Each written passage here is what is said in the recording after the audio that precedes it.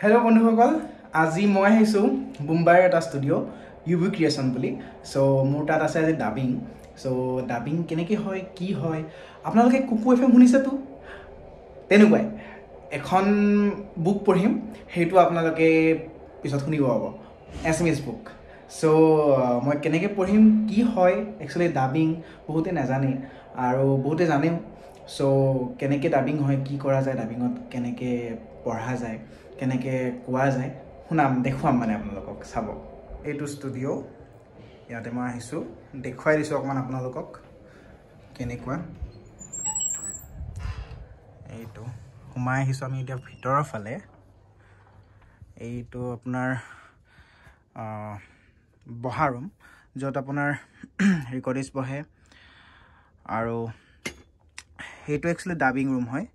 তাত আৰ্টিষ্ট বহে কিন্তু এতিয়া বৰ্তমান এখেতসকলৰ বহুত কেইটা কাম চলি আছে সো এইটো ৰুমতে ডাবিঙো চলিছে আৰু ৰেকৰ্ডিষ্টও বহিছে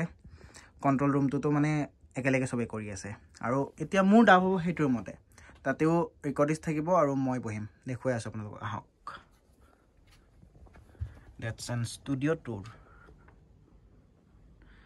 Yes, ok. ইয়াতে ৰেকৰ্ডিষ্ট বহিব আৰু ইয়াতে বহিম মই আৰু মানুহ আহিলে বেলেগ মানুহ আহিলে ইয়াতে বহা জেগা আছে ইয়াত ডাবিং হৈ আছে মই কৰি আছোঁ ডাবিং কেনেকৈ হৈ আছে অকণমান দেখাই আছোঁ দেই চাব এইটো মাইকৰ আগত আছে আৰু মই মুখ বিচাৰা বুলি কোৱা মোৰ হৃদয়ে শুনিছে এতেকে মোৰ হৃদয়ে তোমাক কয় হে জিহুৱা এনেকৈ হয় আৰু এইবিলাক ডাবিং আৰু এনেকৈ মানে বুকছবোৰ পঢ়া যায় কুকু এফএমত আপোনালোকে যেনে শুনিব পায় কুকু এফএমৰ ষ্টৰিবিলাক তেনেকুৱাই আৰু এইবিলাক ষ্টৰি যীশু খ্ৰীষ্টৰ চ' সেইবিলাকে আৰু চাই কেনেকুৱা বোলে জনাব ষ্টুডিঅ'ৰ ব্লগটো